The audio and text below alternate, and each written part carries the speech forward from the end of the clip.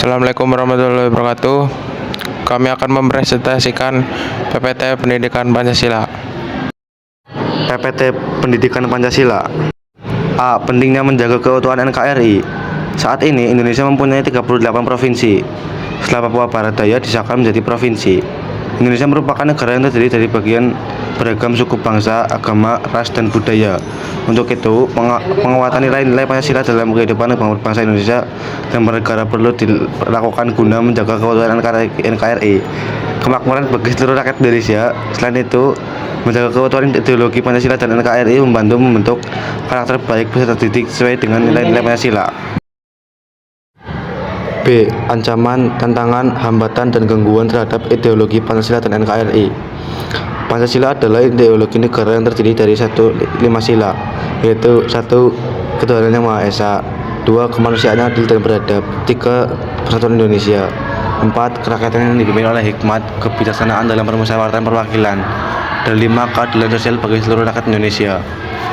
Istilah ancaman, tantangan, hambatan, dan gangguan dijelaskan dalam Undang-Undang Nomor 20 Tahun 1982 tentang ketentuan pokok pertahanan keamanan negara Republik Indonesia. Sebelum mengidentifikasi ancaman, tantangan, hambatan, dan gangguan atau ATHG terhadap ideologi Pancasila dan NKRI, terlebih dahulu kalian perlu memahami pengertian dari keempat istilah tersebut.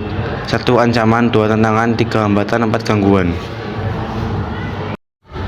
Pancasila merupakan ideologi dasar negara Indonesia yang terdiri atas 5 nilai dasar: ketuhanan yang Maha Esa atau nilai ketuhanan, kemanusiaan yang adil dan beradab atau nilai kemanusiaan, persatuan Indonesia atau nilai persatuan, kerakyatan yang dipimpin oleh hikmat, kebijaksanaan dalam permusyawaratan atau perwakilan atau nilai kerakyatan atau musyawarah mufakat, dan keadilan sosial bagi seluruh rakyat Indonesia atau nilai keadilan. Dalam mencapai cita-cita luhur bangsa, terdapat ancaman, tantangan, dan hambatan, dan gangguan terhadap ideologi Pancasila sebagai berikut. A. Ancaman terhadap ideologi bangsa. B. Tantangan terhadap ideologi bangsa. C. Hambatan terhadap ideologi bangsa. D. Gangguan terhadap ideologi bangsa. Salah satu upaya dalam mencegah ancaman, tantangan, hambatan, dan gangguan terhadap NKRI yaitu melalui bela negara. Setiap warga negara mempunyai tanggung jawab dan menjaga keutuhan negara dan menjadi agen perubahan ancaman terhadap NKRI dapat diklasifikasikan ke dalam beberapa bagian berikut ini. 1. Berdasarkan jenisnya. 2. Ancaman militer. B. Ancaman non-militer atau nirmiliter. C. Ancaman hibrida. 2. Berdasarkan sumbernya. A. Ancaman dari internal, segala sesuatu yang berkaitan dengan ancaman, tantangan, dan hambatan dan gangguan yang berasal dari dalam negeri atau dari dalam wilayah suatu negara. B. Ancaman dari eksternal, segala sesuatu yang berkaitan dengan ancaman, tantangan, hambatan, dan gangguan yang berasal dari luar negeri. 3. Berdasarkan sifatnya. A. Ancaman nyata. Ancaman nyata merupakan ancaman yang sering terjadi dalam membahayakan kedaulatan negara. B. Ancaman belum nyata. Ancaman belum nyata merupakan ancaman yang tidak terlihat dan belum diketahui, yaitu 1. Bentuk ancaman yang masih belum prioritas didasarkan analisis strategi. 2. Ancaman dapat berupa konflik terbuka atau perang konvensional. 3. Dan kemungkinan ancaman lainnya yang biasanya terjadi. 4. Berdasarkan bentuknya. A. Agresi berupa penggunaan kekuatan bersenjata oleh negara lain terhadap kedaulatan negara, keutuhan wilayah, dan keselamatan segenap bangsa dalam bentuk dan cara-cara berikut.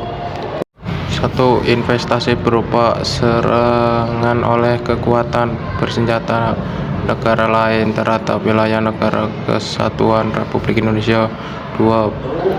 Bombardemen berupa panggung senjata lainnya yang dilakukan oleh angkatan bersenjata negara lain terhadap wilayah negara kesatuan Republik Indonesia.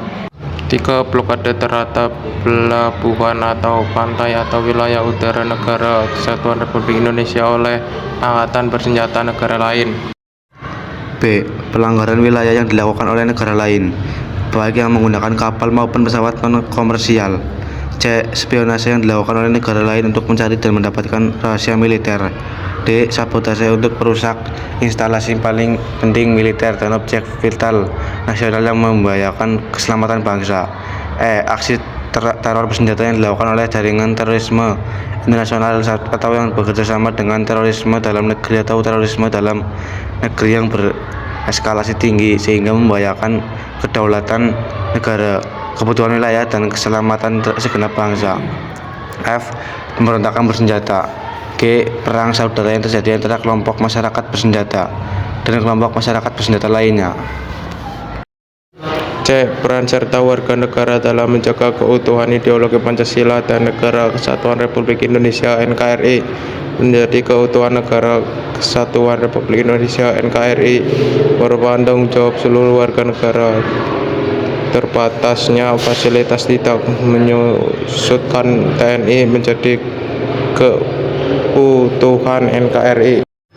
Daerah perbatasan merupakan salah satu daerah rentan karena menjadi jalur masuk orang asing ke Indonesia tanpa izin. Untuk itu, sebagai warga negara, kalian harus memahami dan menjunjung tinggi nilai-nilai Pancasila, memahami dan menghormati perbedaan yang ada dalam masyarakat, serta mempromosikan nilai persatuan dalam kesatuan ke seluruh elemen masyarakat Indonesia.